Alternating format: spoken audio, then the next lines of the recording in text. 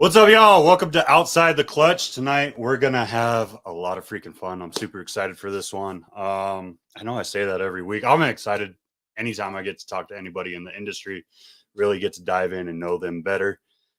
Today's kind of a special one. You guys know how I feel about fellow service people.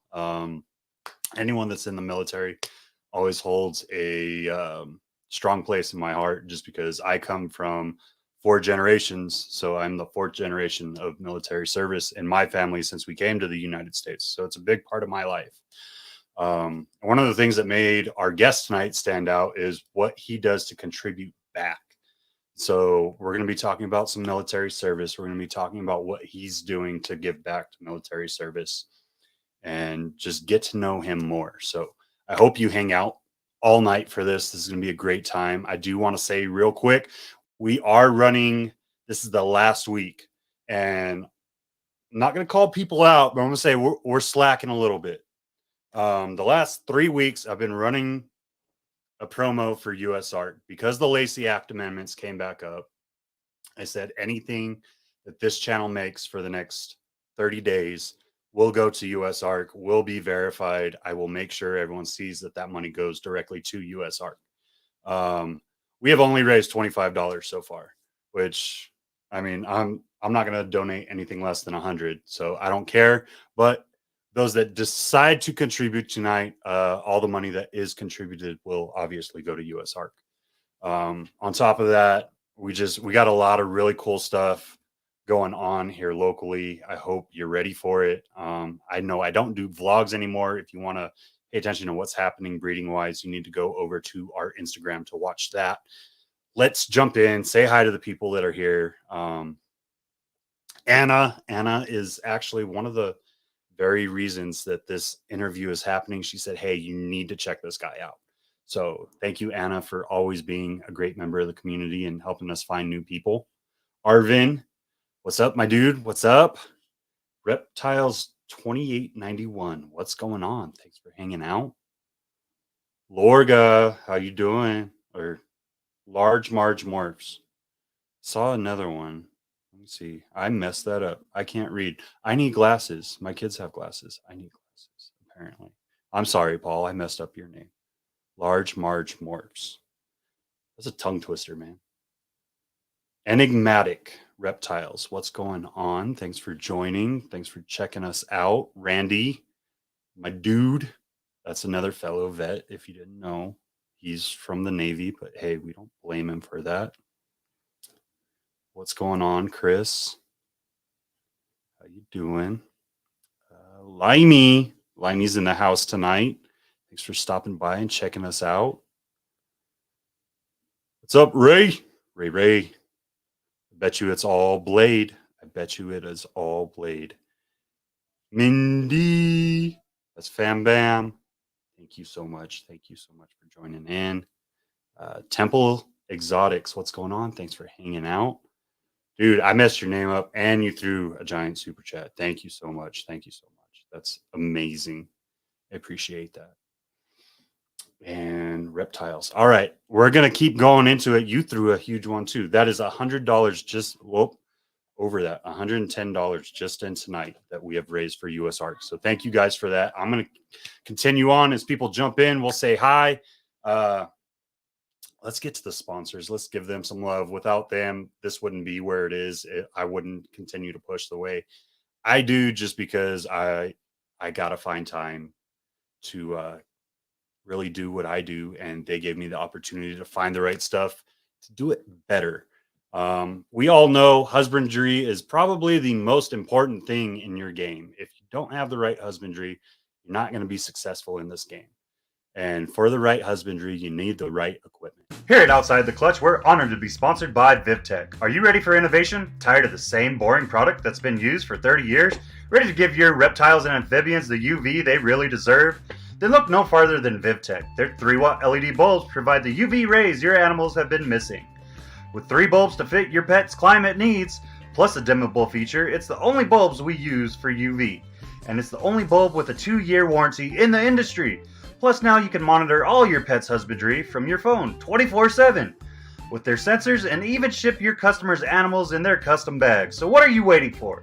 Go to VivTechProducts.com today, use code FCLUTCH0322 for 15% off, and provide your animals the best care they've ever had. And you know we all about that chip life. Are you ready for the best coconut substrate in the game? Then you gotta get ReptiChip. First off, it's America's chip because it's veteran owned. Secondly, why wouldn't you want the best cocoa chip for your animals? Go to ReptiChip.com, use code FeelyChippin for 10% off up to 3 breeder blocks, or your entire order of Easy Hatch trays or any Redline Science equipment on the site. Limit 1 coupon per customer. Or reach out to me as a representative in the El Paso area, and don't forget to join the Reptilution, where all profits go to helping those in need within the reptile community. Snake shows, they got 6 different shows going on this weekend, all over the country. They're in Kentucky, Mississippi, Missouri, North Carolina, Colorado. Next weekend, if you want to check them out, telling you, these are great shows. You get to see hots, you get to see animals that you may not necessarily see at every one of the big shows, because let's face it, it's a little ball python heavy. We all enjoy breeding our ball pythons and enjoy our ball pythons, but most shows are a little ball python heavy. This gives you the opportunity to see other stuff. So if you want to check one out, they have a show in Knoxville, Tennessee, and one in Shreveport, Louisiana next week. Make sure you check those out. Sorry, my little ones just disrupted my whole thing. So let's get, holy crap. Thank you so much. Reptiles, American Royals in support of Easy Day Morphs. So we're gonna hold that one for a little bit, and we're gonna bring on the man of the hour, because I know y'all ain't here to see me. We're going to bring on Mr. Rusty of Easy Day Morphs. I love that freaking soundboard so bad. Like, it's so cheesy. It makes everyone giggle. I love the soundboard. Like, it's the greatest thing ever. There's so many people here. There is. It's growing, man. It's growing. You're popular. You're a new popular guy. How's that make you feel? I was talking about this the other day, actually, with somebody, and I was talking about it with Otto as well. I don't feel like I'm popular. I feel like I'm gaining support and followers, but I put in a lot of time to the followers that I have, and so I think that it's just kind of reciprocated, is what it is. So yeah, I don't want to downplay my followers, but or my support, but I do a lot as well. So. Oh, I absolutely believe that. You are all over Instagram constantly, putting in the work. Before we jump into all that, I've talked about this on multiple podcasts, and it's one of the things that we talked about when we were setting up this interview. And we're like, hey, this podcast is really about your background a little bit. And I know there's some stuff that we can't touch, and there's some stuff that we can touch. Like I said in the opening, I'm very, very open about my support to the U.S. military. I'm 4th generation veteran. It just means a lot to me. So from the bottom of my heart, I appreciate what you do. Thank you for continuing to do it. I don't do well with saying or hearing thank you for your service, so I won't ever say that. I'll just say I thank you for what you do, because I haven't been there to your extent, but I've been there, so I understand. Yeah. No, I hear you. What made you kind of go the route that you did? Like, what was your upbringing, so to speak, that gave you that passion to do what you do? So before I kick into that, I know you asked me not to do this, John, but I appreciate your time. I appreciate you having me on. AK Morphs, Anna, I appreciate you making this happen. I'd like to thank my family for supporting me and always being there for me. This is extremely taxing with a career, keeping up with Instagram, just trying to get my brand out there, and my personality. It's not fake. It's who I am. So just trying to let people know who I am through social media, because I keep my circle small actually in real life. So, yeah, And first and foremost, past that, past the family and you having me on, I'd like to thank American Royals as well. Otto Tallarico has really helped me in this. And I'd say about 75% of my collection is probably from him. So yeah, thank you. That's awesome. That's how it starts, man. Like, Yeah, you seem to find someone that you just really vibe well with. And I remember when I initially started, probably over half of my collection came from one person. And then I started divvying out because there were genetics that they didn't touch. yeah, for sure. But so So to your question in regards to like how I got here, the military side. So my dad was in the Navy. We traveled quite a bit. You know, I was in Washington State at one point. I was in Louisiana. Our house got flooded actually there. We moved from there to Virginia Beach. Virginia Beach is where I call home. That's where I was born. That's where I was primarily raised. I went from the end of elementary school all the way through high school there. And then it was probably my junior year. My dad was kind of like, what are you going to do with your life? And I was like, well, I already have a plan. You know, I want to be a cop and I want to do SWAT.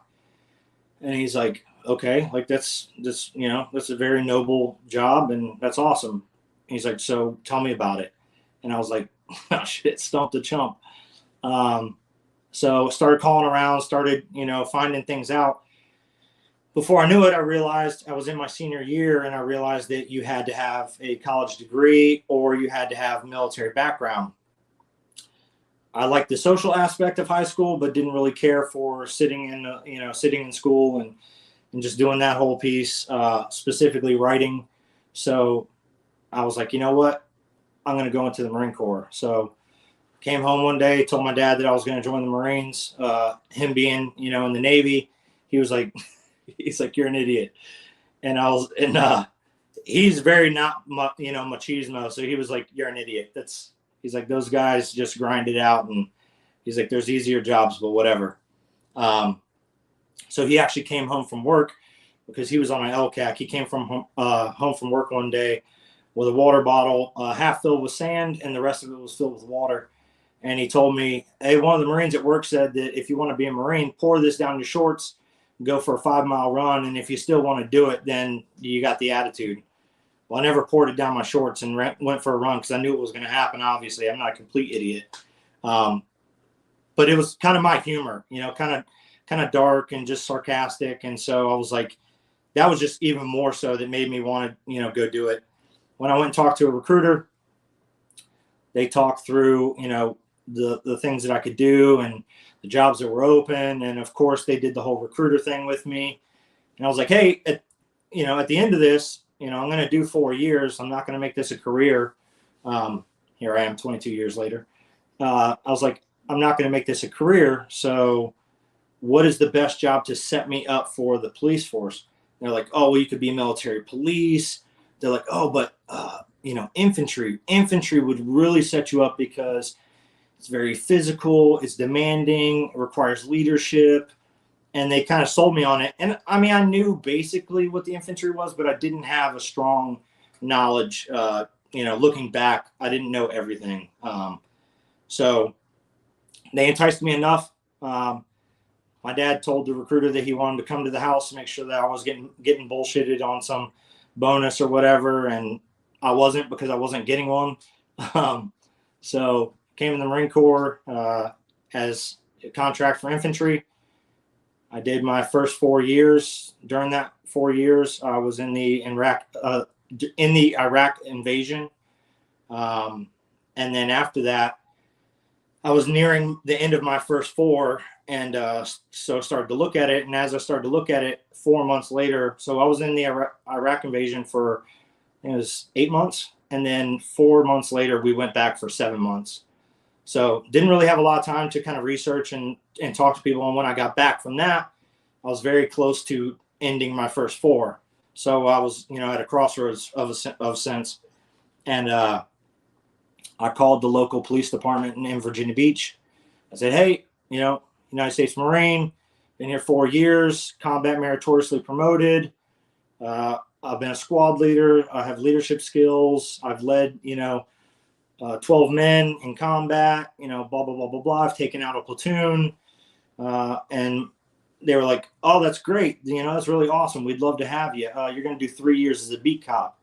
And I was like, yeah, no, I'm not going back where I was from to write tickets for the guys that I was hanging out with. I wanted to walk right on to SWAT, and I thought that was my ticket to do that. So I was like, you know what? What's 4 more? I'll be at 8 years at that point. I'll have more experience in the Marine Corps, but also in leadership and just in life. And I'll look at it then. And I'm having fun anyways, because I did have fun. So I did another 4 years. That 4 years was primarily at security forces as an instructor. And while there, I was doing mixed martial arts. So I was fighting. I had 3 matches, one in a cage and 2 in a ring. Got into jiu-jitsu heavily. I was into jiu-jitsu before I came in the Marine Corps, but I was more into it then. I was training a lot more heavily. I was bouncing at a bar, in the city that I grew up in. So it was kind of like, just everything was going well. I was having a good time. I was 25 years old, and a girl that I went to school with, my wife now, we started talking again. And then next thing you know, we got married, bought our first house. And then, I looked at getting out again. And then I was like, you know what, this is kind of stupid. I'm halfway there. And I'm having fun. So she stayed in Virginia Beach. I moved on to California because I thought it was just going to be a quick back into a deployment cycle. And it was. And I went on deployment. And while I was on deployment, I just kind of got to thinking about it. And I was like, this isn't what I want to do the rest of my life. I don't want to go be a beat cop for 3 years, even though 3 years is, just a moment in time. I really didn't want to do that. But I didn't want to be in the infantry anymore. So, and it was nothing against the guys that were there, but I like to say there's kind of a rules of 3. There's a third that want to be there, a third that could really care less, and then a third that don't want to be there. So on any given day, you're working around 2/3 of individuals that are kind of, just half in, as I saw it. I don't want to speak on, the branches, I think that's a fair assessment. Yeah. So I was kind of looking at it, and I was like, man, I want to be around like-minded people. Couldn't really swim that well. So recon was kind of out for me at the time. And then I was like, well, I can, I'll learn to swim better, and I'll pass the selection, and I'll be good. So started looking into it, and then found out about MARSOC, or was reminded about MARSOC. And so that's when I went to assessment selection, busted my ass so that I could, pass the swim qual, made it through all the events, came back from that, and tried to leave early to go to our individual training course, which is our MOS producing school. And when I did that, they were like, no, you need to stay. You're a platoon sergeant, and we need you. So I stayed. I went on deployment again with the infantry. And then when I got back from that, I spent a lot of the deployment swimming, actually, because of where we were deployed to. So that helped me out. And then when I got back from that, I went to ITC. I made it through ITC. And then fast forward, here I am today. A couple deployments under my belt and 22 years in. So that's crazy. Like, I know for the Army, once you go through your Q course and you've been selected, whether you go to a group or not at that time, when you're setting up for your training, that supersedes everything. Like, I watched guys that made it through, they came back, they're told, hey, you have 30 days to get your affairs in order because you're going through and you got like a year and a half of training, give or take, depending on what you have, right? What made you, obviously you had that ambition to always do more. Like you went into the military with your head, like, I'm going to be the best of what I see in the police force. What made you take that level up in the military as well, from just your, I don't want to say everyday grunt, because obviously you were a leader before you took that step. But to go from 8 years as a leader into, okay, well, this isn't enough for me, let me take that next step into something that's more demanding and more challenging. I think it was coming out of security forces, which was kind of like, they call it a B billet. So my primary billet was infantry. My second 3 years was security forces as an instructor. So being in the infantry, my first 4, doing the Iraq invasion, wearing a mop suit for 21 days, the push to Baghdad, losing 25 pounds in the process, not because I was on some sort of diet other than eating MREs and wearing a sweatsuit, essentially. You're the worst. So if you call that a diet, then yes, I was on one heavily for 21 days strict. Also, little side story, our company Gunny got the chow counts wrong at one point. So we were sharing a MRE per 2 people for, I think it was like a week. So that was a good time. Me and a buddy of mine were like stealing snacks out of people's shit because we were 2 of the bigger guys. So yeah. So where was I? So having that close-knit community, like, because hardship builds camaraderie, going through something like that with, guys, I still keep in touch with the guys that I consider myself close with back then. And then security forces, same thing. We had a lot of time off. We'd come in early mornings, but we'd also get off early. So because of that, we did it was a smaller command. So you got close with the guys there. I still keep in touch with a lot of them. I'm on a group chat with, I think, like 10 or 11 of them still to this day. So, being with those guys, close knit and everything. And I was just like, man, I'm going to go back to babysitting individuals in the infantry, and again, not trying to shed a bad light on the infantry, because there's a lot of top-notch guys there for sure. But they're the ones running everything and lifting everyone else up. So to your point, it was those 2 things that made me, when I got back to the infantry, I was a lot more mature. I was being thrust into a position that I had already been in, but like officially in now. I wasn't just kind of holding the spot. And that was a platoon sergeant. And I was like, man, I want to be a leader, but this is not what I want to do. And so that, that's where I just kind of started looking, and I was like, what are my options? Get out, go recon. And then that's when I stumbled upon just kind of like learning more about MARSOC. I had heard it, but I didn't really know what it was about at the time. And then as I got to know more about it, the selection and everything, I was like, man, I just need to go. I need to do it. I need to put myself out there. So. I like it, man. I think everyone, and I've said this in the past, everyone needs to always strive for more. Like, obviously appreciate what you have in the moment, but don't ever let yourself become stagnant in a position. And sure. I feel like a lot of people get very comfortable with what they're doing, and they don't want, myself included, right? They get really comfortable in what they're doing, and they don't want to necessarily challenge themselves anymore, or they don't want to test their limits. And that's where you find that next step, or you find that that motivation to see that, okay, because I remember, so like, medics don't have a lot that we get to do, right? Like, we get to learn the MOS that we're around, or the skill that we're around, right? And for me, it was always engineers. But so I was a very good engineer if I wasn't a medic, but like, I didn't get to do all the cool medic stuff that you could have done, like flight medic or things like that, right?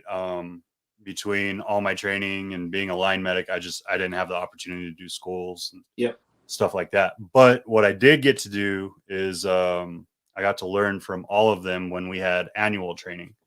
And one of the big things that we did was we had a best medic competition that we would train up for every year. Well, the one year I was overseas, we couldn't have that, obviously, because you're overseas. And when we had downtime in Kuwait, they decided to do a medic competition. You wouldn't earn a badge or anything, but it was bragging rights within the brigade, right? Yeah. And so for, I think it was like 48 hours, we went nonstop. We did lanes, we did weapons, we did multiple PT tests, land nav, all that good stuff, right? And you look at your group, and I think we had three or four medics from each battalion within the brigade, and we looked at each other at the end of that, and we were like, y'all fucking suck, but I love you so much. Thanks for doing this with me. Yeah. So I absolutely feel you, man. Like obviously not your level, but that suck brings people together. Yeah, and to that point, to your point of not to that level, I'd like to say this, that anybody doing anything, just working for a living, right? Like you fill a piece of the pie, as cheesy as that might sound. It, like, that is truly how I feel. I feel that everyone has their place in this world, and your place may change because you want to do something that you consider, you know, better, or whatever it may be. But it's just whatever makes you happy, right? I don't want to get into it too much yet, but for example, doing this, it was me looking at, okay, what is next, and what can I challenge myself with, and what do I want to do now? You know, I've sacrificed a lot for, my country, I've sacrificed a lot with, like, time with, my family. So, like, now this is time that I need to, find something that, like, fits me in that piece of pie. You know what I mean? Right. Oh, I 100% get that, man. That was where these came back into my life. Like, snakes came back into my life when I was doing my transition out of the military, because I needed something to fill all the time. Because, like, I was one of those, I didn't have that on off switch. Like, when I came home, I got put into the platoon sergeant spot right away, and I was working from 3:30, 4 o'clock in the morning until 9, 10 o'clock at night. I was either with my soldiers, or I was working on reports, or doing whatever I had to. And so my whole life was work, and my family was like, well, I don't want it all to be work, but you need to find something to do with your time now. Downtime, as we all know, downtime is not good for a lot of people. No, idle hands are the devil's work. So yeah, absolutely. So let's talk about how you came into reptiles. Like, what brought you to what you're doing now? So I haven't had the guts yet to share this post on my story, and it's because me as a child is not a cute thing. As you can see here, my face is completely. I went to the pool today for about an hour, and this is the outcome. So if it's too bright, or you think your screen's jacked up, it's not the case. This is what you're seeing. So go ahead and adjust the tint now for that. But yeah, so how it started, I'll go back, or sorry about that post. So when I was a kid in Washington, it was, garter snakes are huge up there. So ribbon snakes, garter snakes, and I was out catching them constantly, and my mom was like, you are not bringing that damn thing in this house. So my dad got me a 10-gallon aquarium. It sat out on the porch, put a little bit of grass in it, a little bowl. I was like 6 years old. I didn't know what husbandry was. So If anybody wants to hate on me, you probably did the same damn thing. But I made sure it had water. I was trying to catch, crickets and things for it. And my dad would always, he'd let me keep it for a couple of days, and then he would have, the same speech with me, which is, you can't provide for it. It's out here in the elements, and it can't get away to where it needs to be. So why don't we let it go? So I'd always let him go.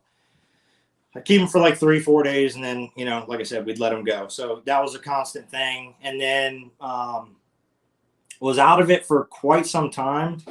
And then we moved from Louisiana to Virginia Beach. And I think I was like 10 or 11 at the time. And I asked my parents to get an iguana, which the worst pet you could ever get as a reptile keeper. if you are new to the hobby, because you have to spend a ton of time with them. They require, a lot of variance in their diet, different bulbs, so yeah. So I had an iguana and just was, constantly busy cleaning his cage, doing all the buying new bulbs. And I wasn't, I didn't have a job. So my parents were buying new bulbs, and the cage was probably about, it was like 5 foot by 2 foot. It was pretty big. So it was massive. Took up my, a good portion of my room. And then I had a box turtle as well that I had caught in Oklahoma when I was there on vacation visiting my grandfather. And then I had a couple hamsters. So, it was like not reptiles, but so you genuinely just have a love for all animals. Yeah, honestly, just caring for things and watching, them interact and watching them do things. I would just sit in my room at times and watch my iguana, walk up and down this log and kind of move about his cage. I would take him out, and then I'd get, slapped with the tail, and he'd scratch me up, and then okay, you don't want this. I'd put him back in, I eventually gave him to someone that had more time to be with him. And I was also going into the military, so it wasn't fair for me to drag him around. The turtle was extremely old when I had caught it. And if I remember correctly, I've got some smooth parts in my brain. You're good. If I remember correctly, I think it passed away right before I went into the military. And then the hamsters, I didn't keep them very long because they'd chew through the little plastic tubing and stuff, and they'd get out in my room, and my mom wasn't really too cool with that. So ended up getting rid of those. And then, so fast forward, I'm in the military with no reptiles. I do the whole, deployments to Iraq, and then I end up back in Virginia Beach at Security Forces. And so, starting a family. I told my wife, I said, hey, I kind of want to get some snakes. I was never allowed to keep them in the house as a kid. And I want to, have a nice display case and this, that, and the other. So I got 2 neonate green tree pythons, one yellow, one Biak and one Aru. So burgundy and yellow. I had a Hog Island boa. I had a boa constrictor. And I had one ball python, and I had an Amazon tree boa. So they were in the garage with the heater on, just big old display cages, the whole 9. Everything was heated and, and done up. And that was kind of like my reptile room, essentially. And I didn't really have any real intentions to breed them other than just like maybe get a male and a female later on, and just to see the process, through, but not to make any, money or living off of it. So was there ever, besides just reptiles, was there any animal in your life that you've really just kind of connected with? Because it seems like you've always had a group of animals with you. I would say the biggest connection I've had with an animal was my dog. And so I got him when I was in Security Forces as well. But as far as reptiles go, I am not a keeper, and I'm probably going to lose some followers on this one, but that I don't feel a connection with them other than like I need to provide for them and I need to make sure that they are taken care of.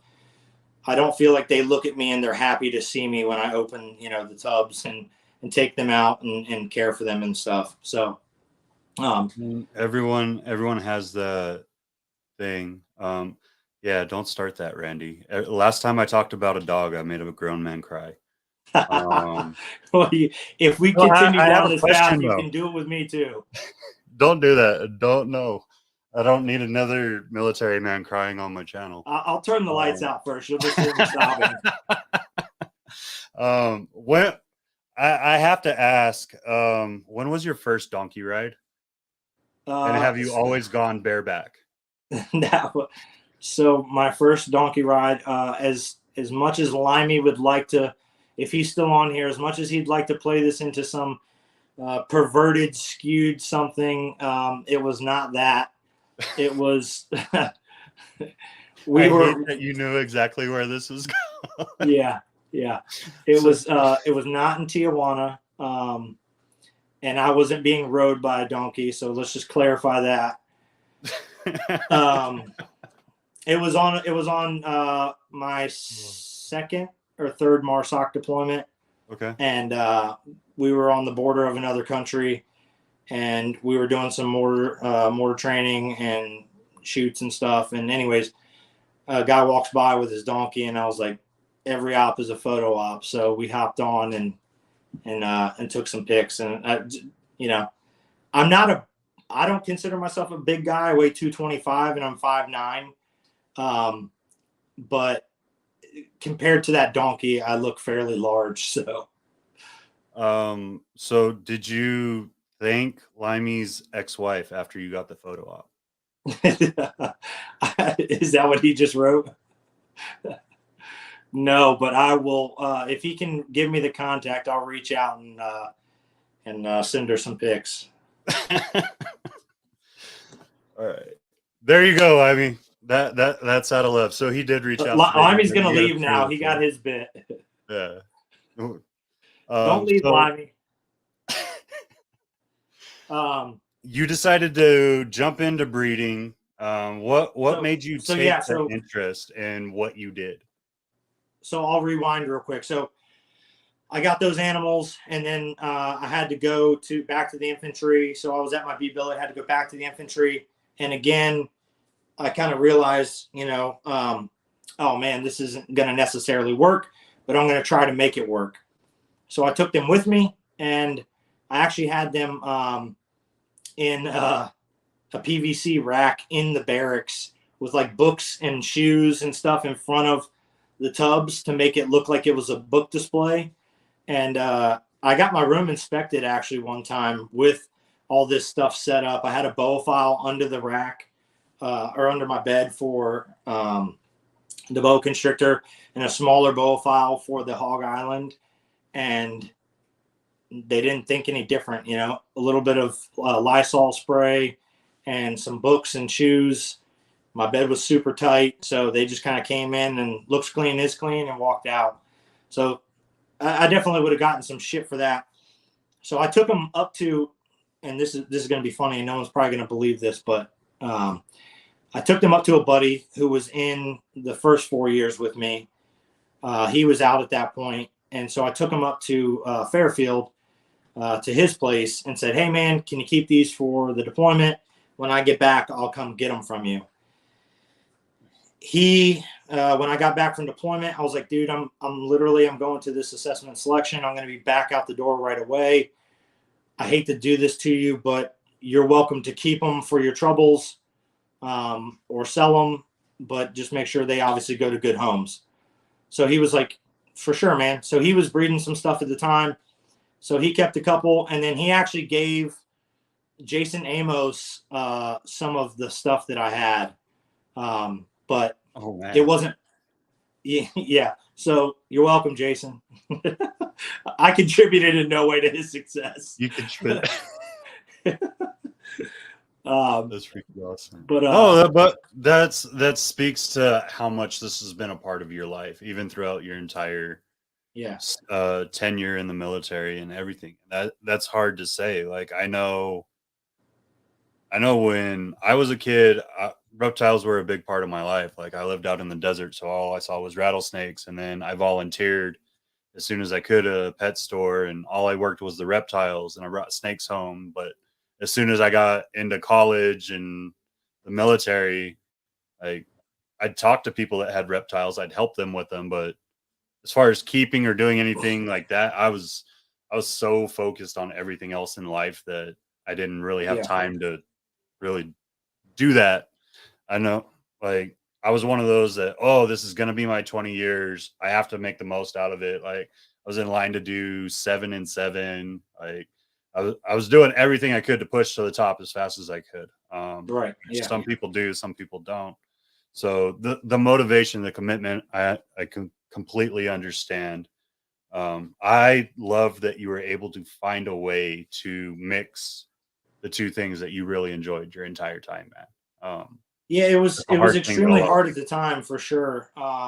And then fast forward, MARSOC is here. I'm stationed on the East Coast. So the command is here.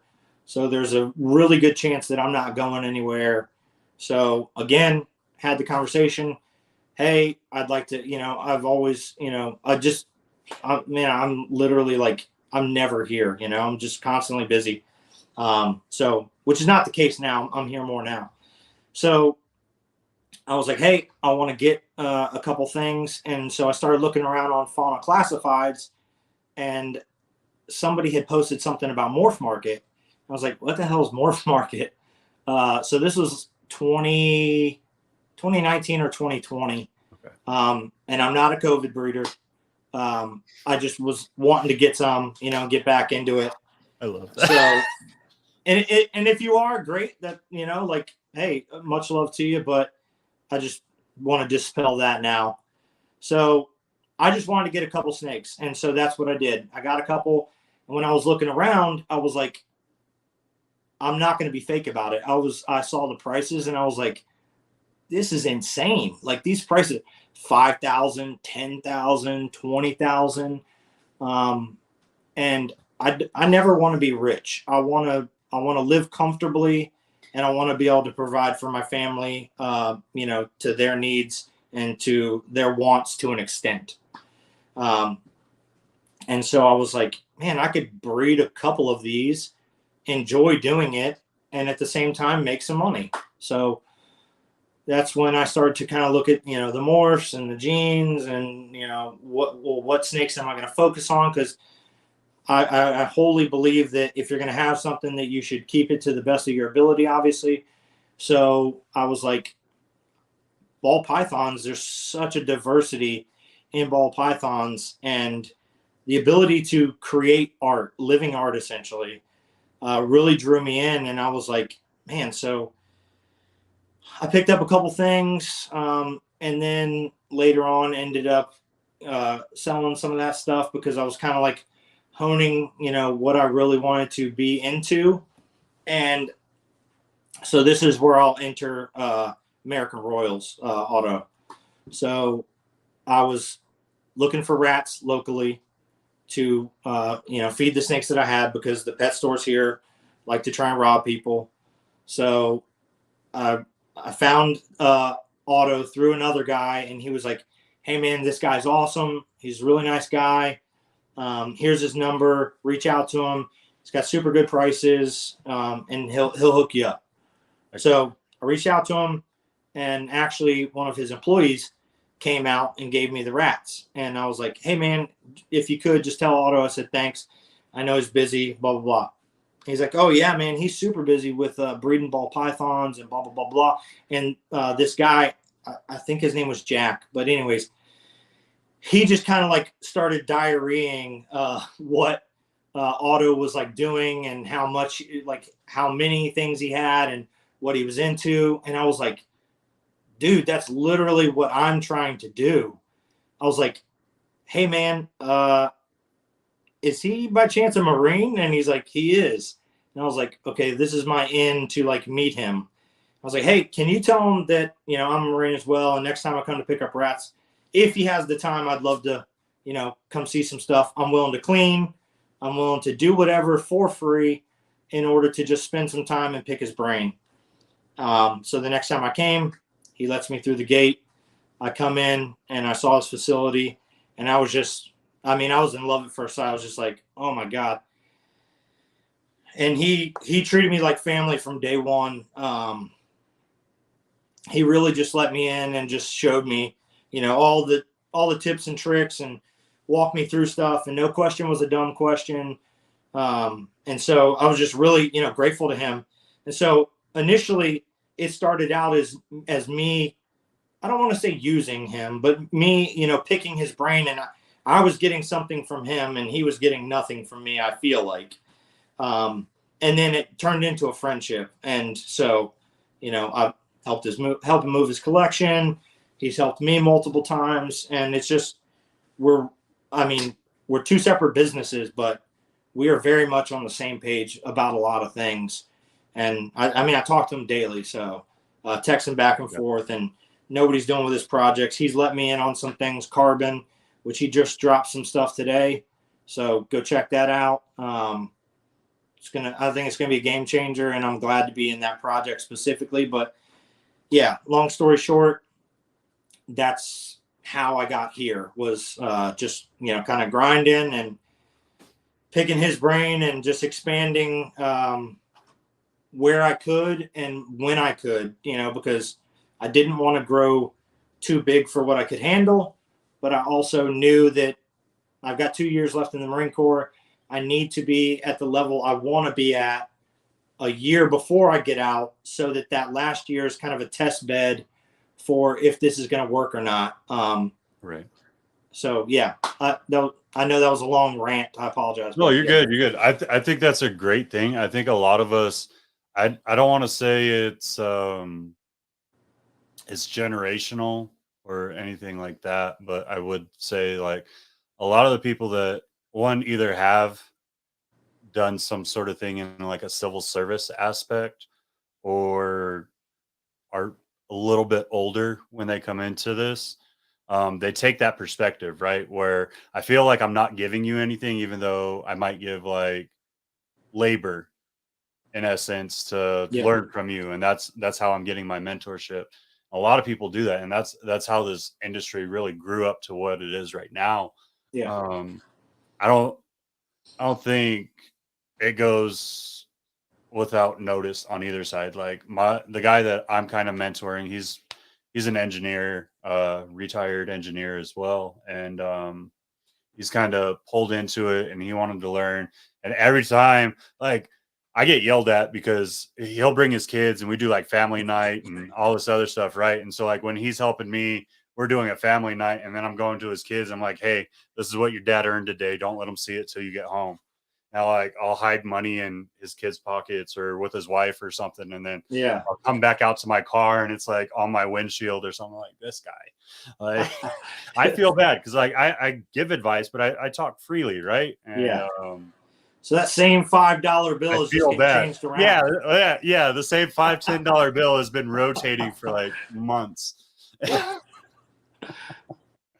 Oh man, but that's really where this industry was kind of founded from. Was you wanted to learn about it, and if you could get close enough to a person, you would work from them, and that's how you would look and learn about the process of breeding each species, and you would grow up. And I think that's one of the arts that hasn't necessarily been lost, but has been downplayed because it's so easy now to just log into YouTube. Is one of the things you and me were talking about the other day.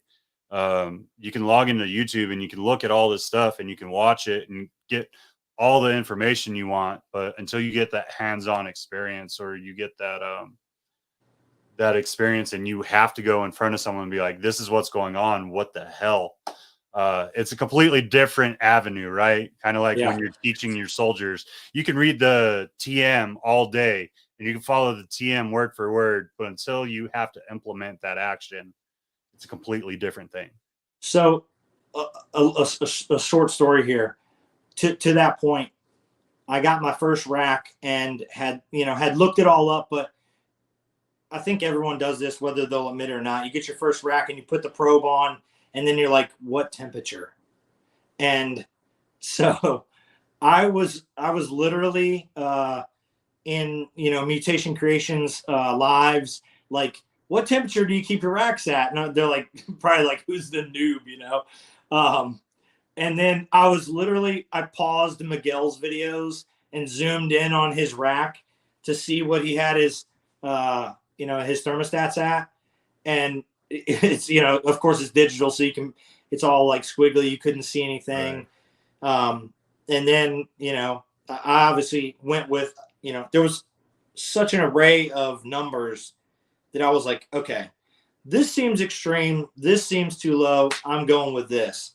And I feel like that's where a lot of people in this community are, is that, they think their way is the right way. But essentially, if you do the research and you take what works best for you, that's the right way. That is your right way. And that's what's best for you.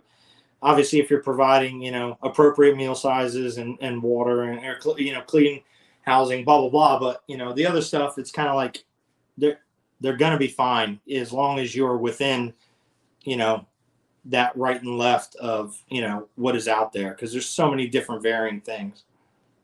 Oh, absolutely. And I think a lot of people don't take it to consideration. Like, it's one of the things I learned from Billy, as you mentioned him earlier, is you gotta look, like, even people within my general region, right? Like, if you go 2 hours north of me, you're in a completely different climate. You're in the mountains at a high elevation. Yeah. It's very humid. I'm in the middle of the desert. Like, nothing grows here, things like that. So like 3 hours away, you have to have a completely different setup than what I have to have. And that's one of the nice things. That's why mentorship and like that hands-on, especially in your area, is so important. It's because you're always going to have to fiddle with something, whether you want to or not, unfortunately. Oh yeah, for sure. Yeah. And that's where Otto, you know, being able to text him, being able to, you know, him being like, dude, stop. You're overthinking it. You're stressing it. He's like, trust me, I did the same thing, but it's this, you know? So it's just working through different things, you know, of that nature. It's learning, you know, and I think mentorships are great. I think obviously a friendship is better. And that's what, you know, I consider Otto as a friend and a mentor. I think the Patreons are good for some people. But me personally, and this isn't, you know, a dig on anyone that's doing Patreon or has a Patreon for their followers or whatever, but I'm not at the point where I have people hit me up and ask me questions, which is very humbling. And, you know, I try and help them as much as I can, but I would never charge anybody. You know, I did a post the other day, mocking that, just to, you know, get people to laugh and stop being so damn, you know, up their ass about things. I just feel like A lot of people don't, you know, if we take ourselves too seriously in life in general. So I'm guilty of it as well. You know, I definitely get in my feels sometimes about things. So. No, 100%. That's another thing we talked about, was just how sometimes, and I'll say it, because I don't care who disagrees or dislikes me in this industry anymore. It doesn't bother me, but a lot of us get a big head for putting two animals together. And we got to realize we're not even doing the work. Like, we're the servants of these animals, and we're trying to act like we're something more than we are. Yeah. That's neither here or there. I'm just saying, like, we kind of fluff each other up to feel better about cleaning poop and putting two snakes together so they can get it on. But yes, somebody hit me up about a post that I did when I was traveling back from some stuff that I got from Otto. A male got out of a bin and had locked with a female that was in. So it was a tub with, we ran out of sacks. So there was like 3 females together of like size. And the male was in a separate tub within that tub. He got out. And I have no idea how he got out, but he obviously got out. He got out. And when I was taking them out, I saw that his little bin was empty. And I was like, oh my God. So I start removing them slowly because I knew it was a chance. And sure enough, he had locked. And someone commented that, like, I can't get my animals to pair with dropping temps and blah, blah, blah, and this, that, and the other. And you just have do it by happenstance. And I was like, that's not because I'm some amazing breeder. That's because this male wanted to get to this female, you know? So again, like, you know, to your point, you know, that's not me at play. That's, you know. Oh, 100%. I love that, man. So let's backtrack just slightly. Yep. When you were searching Morph Market and you were getting ready to jump in, before we start talking about your projects that you're working now and like what's really pushed you forward with the help of American Royals, what was that morph? Like, everyone has that one combination that really just grabs their attention when they're coming in. What was that combination for you? A calico spider. That's crazy. I was like, this is the most amazing animal ever. And how did this thing come to be? And now I have one spider in my collection. and it's a female, but she's gorgeous, and I'll never sell her. And just, but yeah, that was it. And then, like I said, I think it was I want to say it was 6 months later that I ended up meeting Otto and talking with him. And that's when I really found out about clowns. And I was just like, oh my gosh, this is insane. You're telling me that animal has the same genes, or base gene as this animal? Yes, it does. I'm like, okay, yeah, I'm sold, so. Okay. Dude, I can tell you when I first came in, clowns were like the thing, right? And still to this day, I love every clown that I see. Like even the normal clowns, I love clowns. Mm-hmm. I've produced a crap ton of hets. I have yet to produce a visual yet. Like this year's going to be the year. I can feel it. Yeah. I can feel it. It's going to happen. I'm praying for you, and I think you got this one. Well, let's hope it's more than just clown at this point. Hey, listen. You can increase your chances by visual to visual. There is that. I like to play hard odds. Yeah, I mean, I say that, but I literally have a room full of hets, and I think that it's where I need to be and what's smart for me right now.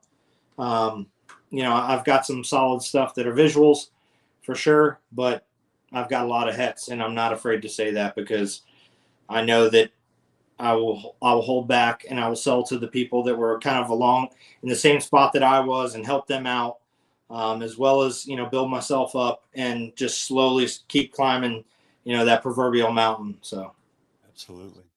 So when you decided to start taking this a little bit serious and just decided that it was going to become a breeding venture, what grabbed your attention and what did you decide to really hone in on, right? Because you need an array of morphs, but you really have to focus in on that one project to be successful, right? So at first it was, I saw the spider calico, and that was great. But then I saw highway stuff as I started searching around more.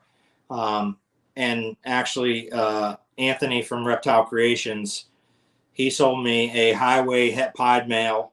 And then I also got from him a piebald yellow belly or gravel female. And then I was like, all right, these things are going to, they'll be ready in no time. They'll just pour water on them and they should grow, right? I'm sitting there and I'm waiting. And then I'm like, you're an idiot. You need a female that's ready. And so I kind of got impatient. I feel like as a lot of us do. And I started searching around again, and I ended up buying a cinnamon yellow belly het pied, and she has given me, and so paired her to that highway het pied male. Okay. And she's given me some gorgeous babies with that male. But then I later sold that male, but that female I still have. And she's given me some gorgeous stuff. So definitely, I don't want to say yellow belly, but highway was a big, combination. What Limey say? He said, ew, seeming. Freaking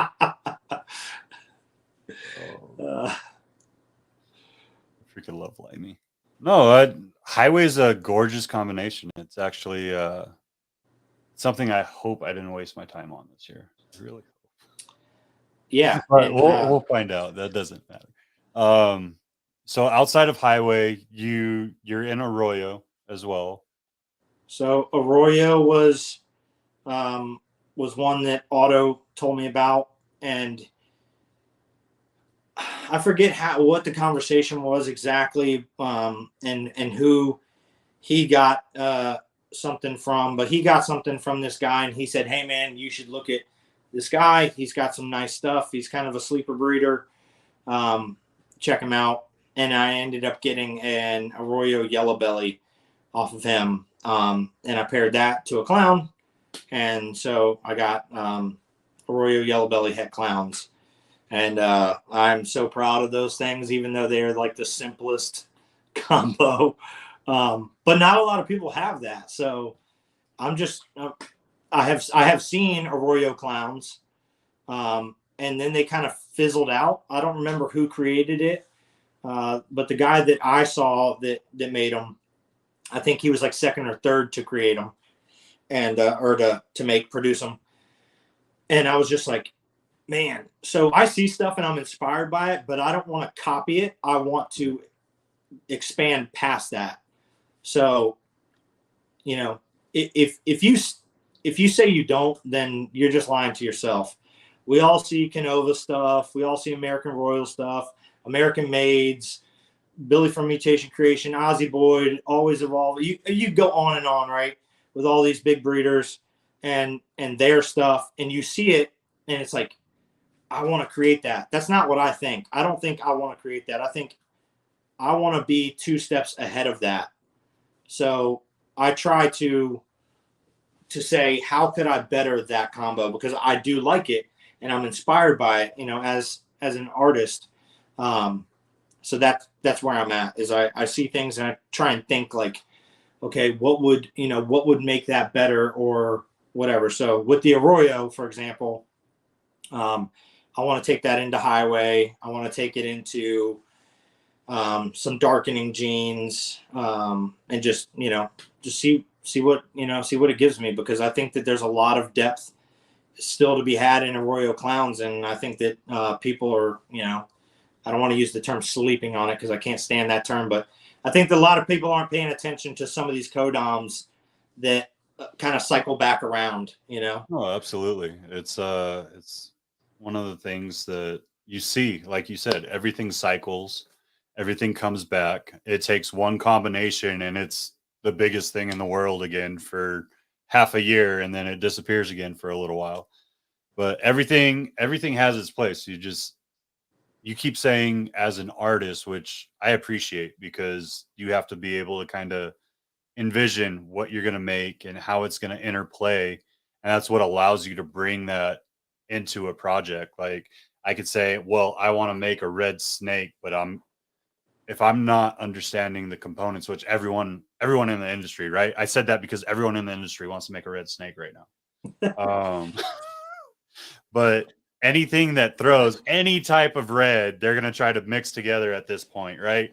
Instead of looking at how things are interacting, which I understand, and I'm not going to downplay that, but the smallest thing can lead you into that next Pompeii or that next Kraken or freaking that next paint combo that Limey makes that drives everybody crazy. Yeah. That the donkey gene the next you need to do that. Like I'm just saying, when you make a world's first that everyone's crazy about, that you need to just be hilarious about it and call it the donkey.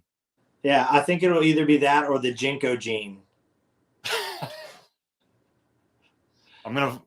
I gotta find pictures of it now. Oh my gosh. That was high school. You just took me back to high school. Yeah.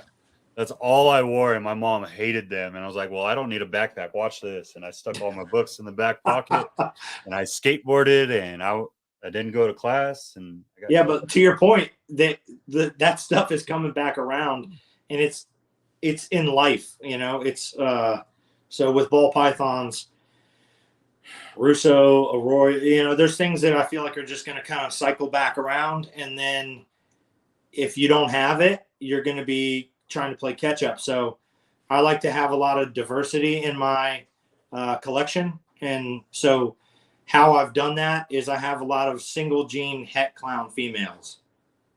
So, nice. So I have, Arroyo het clown, I have fire het clown, vanilla het clown, obviously pastel het you're clown. really focused on working. But I have, clown into everything. HRA, I have a lot of females that are just 1 or 2 genes het clown, because I know that it's going to take me a little bit longer. Possibly it might take me 2 seasons to get what I want out of her.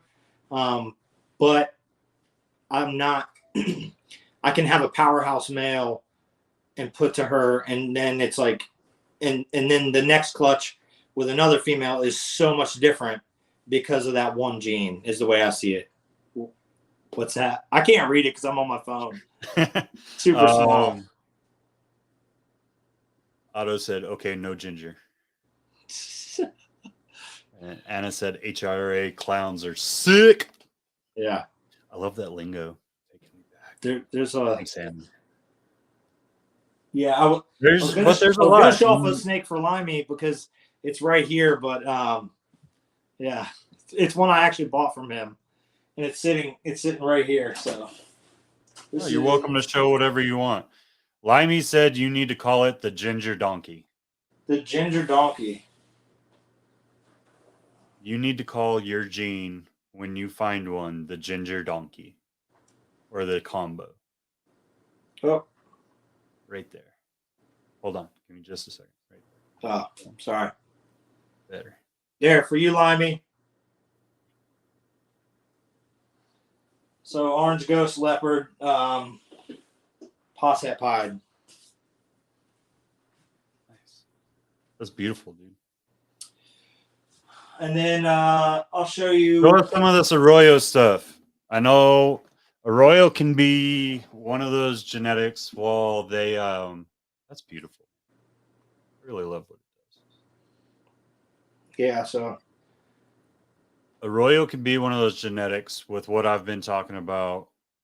You need to know the lineage of it when they're saying, hey, this is actual Arroyo. And I don't remember, I want to say it was based out of Arizona originally. I might be wrong on that. I will not sit here and pretend that I know that knowledge. No, you're good. That's something I need to talk to Otto about. Yeah, I honestly did not know that. So that's something that's a very powerful genetic. When you go, I know there are members within the community that are very apt about, hey, even if it's Arroyo, if you didn't get it from someone that can trace it back to that, they get somewhat upset at you calling it Arroyo. So I'm sure with Otto and you getting your stuff there's not going to be an issue. I'm not saying that. Yeah, no. I hope that it is one of those Arroyos that people say is not Arroyo. They're pretty, man. Like that's a very beautiful snake. It's there's a lot of contrast in just that alone. Like once you start throwing clown, you start throwing other combinations into that, it's going to do a lot for contrast. Oh, for sure. Yeah. So I've got him planned for some stuff down the line, but honestly, I just want to see, what I can make with it. Right. And it's not the craziest thing I have by any means, but it's one of the first snakes that I made. So I'm just pumped about it, That's something special, man. Like I'm waiting for that day. I'm waiting to have my first female on eggs that I produced. Yeah, but it's definitely a high, if you will, and a proud papa moment, essentially. Even though, back to your comment, we did nothing but put them together and then close and pray, Absolutely. Thanks, Hardee's. We'll see you later, brother. So talking into your projects, we've kind of talked about you're in Arroyo. Otto's gotten you. What was it called again? I'm sorry. It was Carbon. Started with a C. Carbon. Yeah. Yes. I'm gonna get yelled at for that later, I'm sure. But you got into Carbon. You have a well-established clown base. Is there something that you're seeing that you really want to focus on, or maybe something that you haven't pulled in yet that's really intrigued you, but not to the point where you're like, okay, that could be something? I actually spoke to Rec Room about this recently in a comment. Paint. So paint. I was at a show and I went over to Rec Room's table, and was talking to her, and she had a couple snakes, and I ended up buying 2 snakes from her just because I enjoyed the conversation. Her husband was busy with somebody else at the time, and so I was just, standing there talking with her, and she's like, I feel like whoever she mentors, they probably are doing pretty well too, because just how she conversates. So anyways, long story short, she started, peeling the onion back, and she's like, what do you want? What are you here for? And I said, honestly, I'm here to buy some things that visually interest me so that I stay in this hobby enjoying it. I said, but also I want a new project. I want to take one animal home today that is kind of like a long project. And she said, paint. And this is years ago. So she's like, paint. And I forget who it was, but she said, go over to their table. They have some stuff, look at it, and you should definitely get something from there. Went over there. There was a big crowd kind of gathered around looking at it, and I'm trying to like peek through. And I was just like, you know what? Like, I'm good. And I walked away, and I walked back to her table, and I said, I'm going to spend my money with you. And so I purchased 2 snakes from her, and I don't regret it, but I definitely was like, shit, I could have been in it so much longer now. But I wouldn't be where I'm at if you can't look back and regret those kind of things. I don't feel like. I just kind of laugh about it because I've gotten into so much, so many other things that I'm glad to be in. And paint, I'll let people keep building on paint and building on puzzle and blah, blah, blah. And then maybe I'll see something that intrigues me and I'll pick it up. And, Limey's made some great paint stuff. I know, there's a million people that have made some nice things. But yeah, paint is probably one of them that I'd like to get into, or Sentinel, whichever one you want to call it, right? I'm trying to think. I mean, there's a lot of stuff I want to be in because I like having diversity in my females. So with that, I would rather have a visual female in that regards if it's going to be a one-off project, because then I can create a het and put him back to her the next year, But with the males, typically is where I like to have the power at. Oh, absolutely. I think that's the way a lot of people do. I know when I started working recessives, I made the biggest mistake, and I didn't listen to my mentor at the time. And I was like, hey, I'm really finally ready to invest money into an animal, and there's this visual, and I'm going to go for it. And he's like, don't do it. Wait for a male, and then you can push it to everything, right? Like, no, it's a female. Like, I have to get the visual, and it's a female, and I need time to grow it up. Then I can find a male. I should have listened to him, because I would have had like stupid amounts of hets right now. But that's young, dumb, and not listening to your mentors. So listen to your mentors. Yeah, they know what they're doing, as much as you want to argue with them. But that's arrogance and young blood happening. Yeah, I'm creating my own visuals now, and I'm holding those back, the ones that I think are gonna further my projects, or that I'm just pleased with, even if they're not that crazy. I made a citrus pastel inchy clown recently, and so Carolina Cold Bloods is who I got into citrus pastel through, and so there's one of the females that I'm definitely going to hold back, because I don't want to have pastel throughout my whole collection, and it's not because I'm against it. It's just I want diversity, but I like her, so I'm going to keep her. So there's stuff like that that's like, it's not that crazy of a combo, but it looks nice. So you brought up earlier, with you getting ready to get out of active duty, you were finding a way to kind of transition, and you needed to see if this was an actual thing. How big have you built your collection, and what are you trying to push it to see if it'll kind of even the playing field once you retire from the military? So I'm currently at around 130 animals, and I've got 4 clutches, soon to be I don't know, soon to be like maybe 10 in the incubator. So I only say that because obviously those will be babies and I'll have to feed those. And so I don't want to be more than probably about 175 animals before I get out. And so that's kind of like my, what I've set my imaginary line as. And currently I've got about 130 animals. So I say about because I'm selling two things next week and I've got some babies sitting here. So, yeah.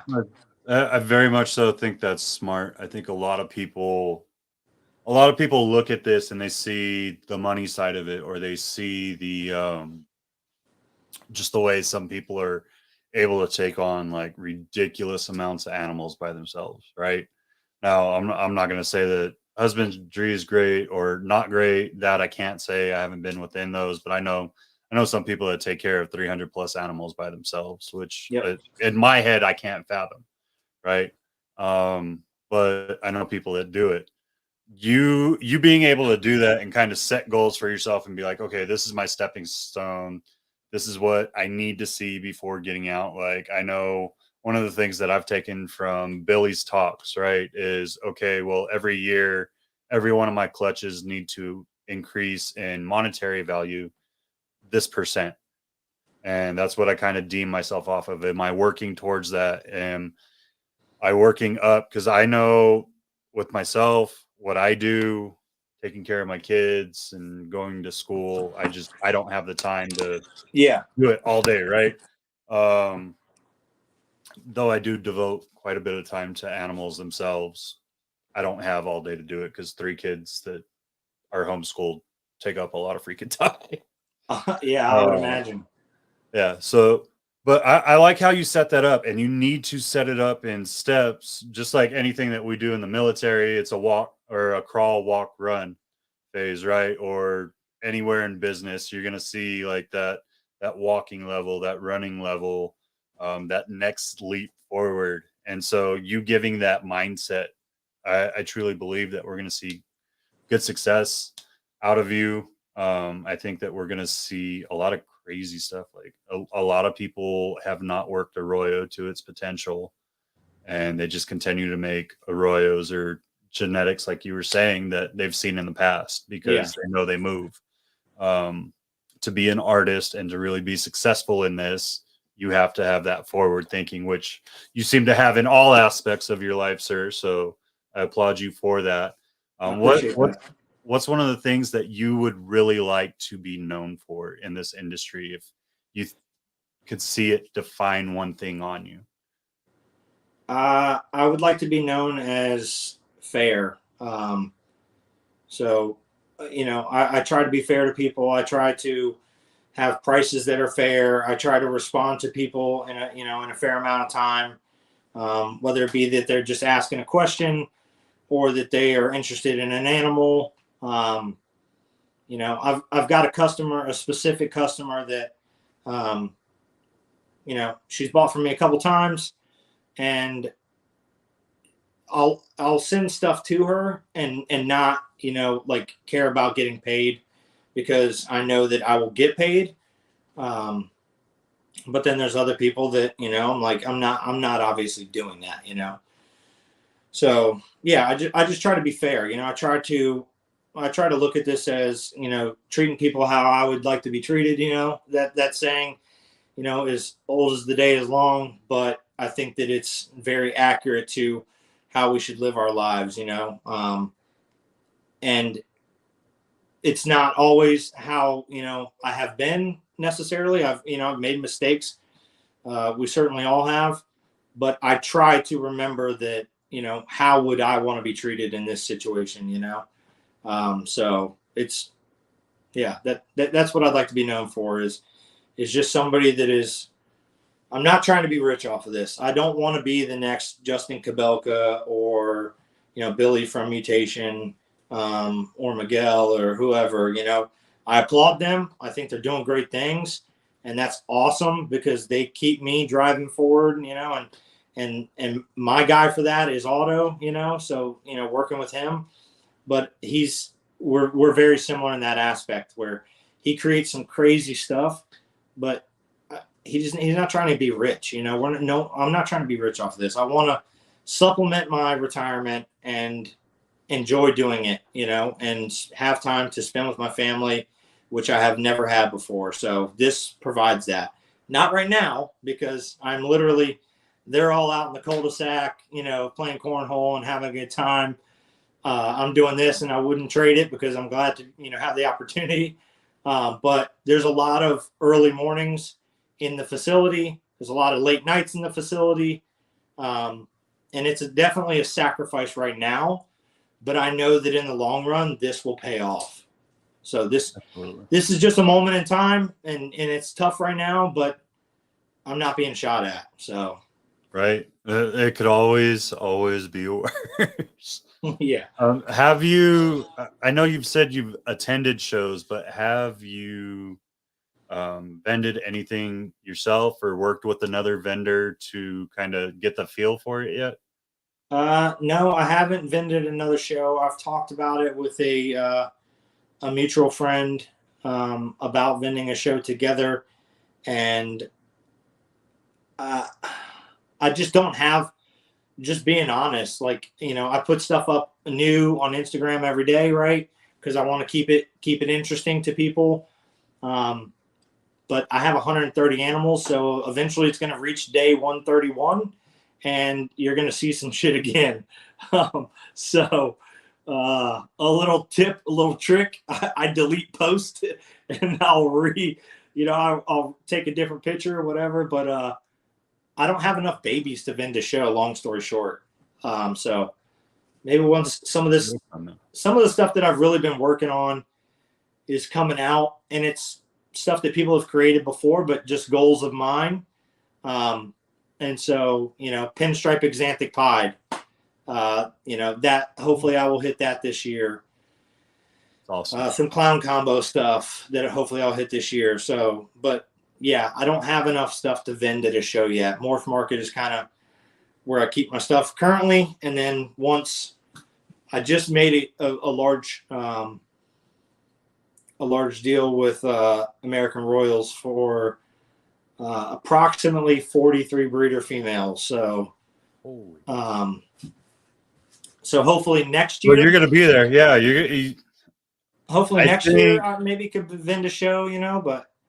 I think for the advertising, you need to place a large, like, cutout of a donkey with red hair on the side, and just let everyone get on the side of it and take pictures, and then they can have the ginger donkey photo, so that when you create it, they're able to go back to that picture and be like, I was the first with the ginger donkey. Yeah, I rode that gene. Yeah, so I've had people reach out to me, and not just graphic designers, who big shout out if you're in the crowd, because they're about 2/3 of my following. But I've had people reach out and say, like, oh, like, your logo, I don't really like understand it, or why wouldn't you do this or that, and some of them are good ideas. But so the history behind that is obviously the World War II Raiders asked the current Raiders to take that emblem from the past and carry it forward, and asked us to be called Raiders. And so that is something that I'm very proud of, that that they would do that. They sacrificed so much, so that's just something that means a lot to me. So I kind of robbed that a bit and just put a snake around it. My sister actually is the one that drew the snake on there. Don't ask me what gene it is other than pied. And yeah, that's just, I like the logo, and I'm going to stick with it, and there's people that have recommended name changes, and I'm like, nah. The whole point behind the easy day, by the way, is, which I think we touched on this in a chat together, but the whole point about that is that when I retire, it's going to be an easy day. I'm not getting shot at anymore. I'm not going to, some of these shitholes. So I will be here investing in, friends and family that that I choose, my small circle, and it's going to be an easy day. So it's Easy Day Morphs. That's where the name came from. I freaking love it. I love how you paid homage to every part of your history. I think it's ingenious in a sense that you're just being true to who you are, which I love, because you don't always get that from people. Like you have a lot of people that have like the in front of people persona versus the everyday persona, or just they feel like they have to be turned on in front of people. You know what I mean? And you've been authentically true to yourself the entire time, which I appreciate and I applaud, because it's something that we don't see anymore in society, and it's hard to do. Yeah, like I said, I try to try to treat others how I want to be treated, and it's not always easy, but because life gets in the way sometimes. But I'm definitely someone that I would rather. I'm a very physical person, so I like to put in the physical work. I enjoy staying busy with this, and this is something that I've got a good buddy that's helping me out. He's I don't want to call him my employee, but I do pay him. So when I'm going on deployments, he's here. And currently he comes twice a week, because I actually came home early because I ruptured my distal bicep tendon off the forearm. So I came home early because of that. So I can't fully do everything physically that I need to be doing in here. So he comes twice a week, and then I'm in here every day, spot cleaning, changing water, feeding, whatever the case may be for the cycle. Okay. No, any way you make it work, that's the way it should be, man. Like, you can't always do everything yourself. And I think we've all learned that the hard way sometimes.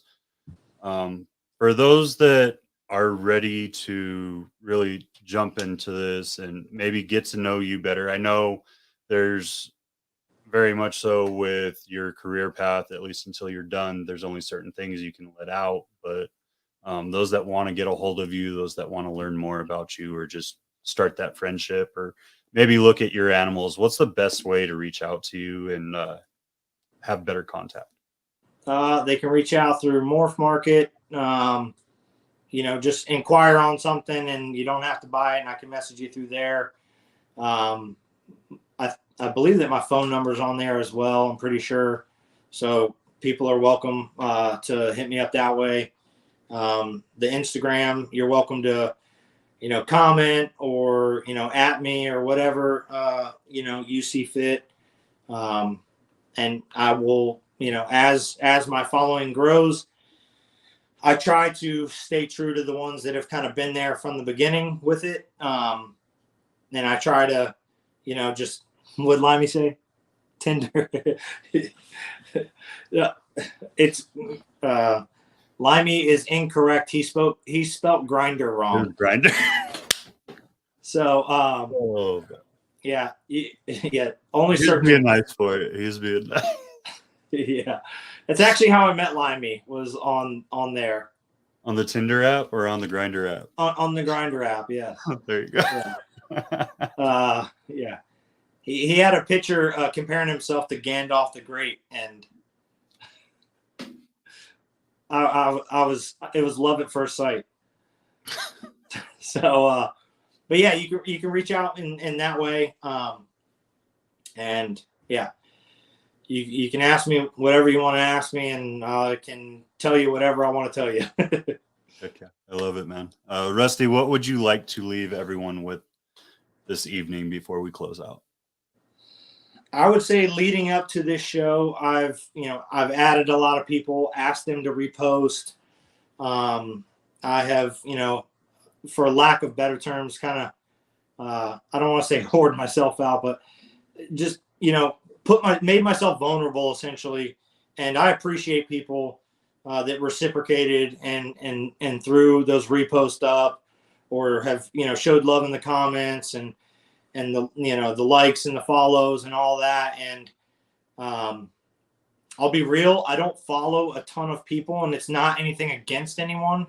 It's just simply that I did it in the beginning, and then I drew back because I was getting so much stuff that I couldn't really like look at what I wanted to look at anymore. I was missing posts from my mentor because it was in a sea of other people. So if I'm not following you, shoot me a message. I'll check your page out, and if it's something that interests me, I'll be real with you, and I'll say yes, and I'll follow. But it's not meant to be cruel or any hard feelings. So yeah, basically, long story short, thank you to my supporters, which is first and foremost, my family has been there for me from day one. Otto from American Royals, a million other breeders. I could sit here all night and list those. AK Morphs for lining this up. So, yeah, that's basically, how I'd like to end it, is just thanking the people that have supported me, continue to support me, and just understand that I'm not trying to do this as charity. So go check my Morph Market out. You know what I did forget? The reason I brought you on was I saw the post. I said we were going to talk about this real quick. You did something to give back to the military, or at least veterans, and it's something that you don't see all the time. Can you talk about your donation that you have going on before we take off? Yes. So currently, if you buy something on my Morph Market, I'm giving 10% back to the military, to a military charity or organization of the buyer's choosing. I actually have 2 snakes going out next week that that individual has bought from me in the past and is unaware of that deal. So I still have to make them privy to it because they're not on Instagram. But I'm going to do the same thing with them. So yeah, if you buy something on my page and you say that you want to support, the 22 organization or Heroes of Valor or Marine Raiders or whatever it is, I will send you proof that I paid 10% of that of the purchase to that organization, so that you know that that's where it went. So yeah, that's what I'm doing from now until July 4th. And honestly, I will likely continue to do it for quite some time. I'll probably extend it past then, just because I haven't gotten to do anything with it yet. I haven't made a sale to be able to do it. So I feel like I threw it up there and haven't been able to give back, essentially. So you mentioned it, that it's a great thing, but I've made no money to do that yet. Oh, you'll get there. You'll get there. Yeah. It's all how you do it. Just like the US ARC thing that I did. And I want to say thank you to everyone that contributed tonight. Once I get that total up, I will put that on social media so you guys know what was raised. Yeah, that's awesome. Appreciate people doing that. End of next week, I will total everything that I've made within YouTube and the super chats and everything. And then I will put that out as well so that you guys can see what's being sent to US ARC. Thanks to y'all. Randy, I appreciate you, man. Like for being relatively new. Rusty. I'm sorry. I said Randy, didn't I? I don't know why. Dark Clouds is loving it. Too many R's. Yeah. I am not good with names. I will say that. I am horrible with names. I'm horrible with names. I will always remember a brand, but not a person's name. It's all good, Mike. It's good. It's good. We'll see you later, you ginger donkey. Thanks.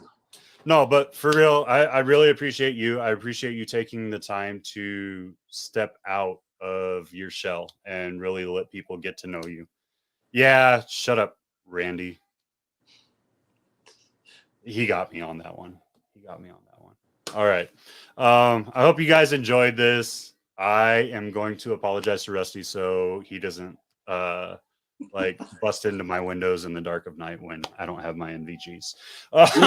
You'll see me coming. Yeah, it'll be glowing. Yeah. I hope you guys enjoy this. Make sure you check him out. There's definitely a lot of great potential coming from his shop. Y'all have a great weekend, and we'll see you on the next one. Y'all stay blessed. Thanks, John. Absolutely. Thank you, sir. Oh, no.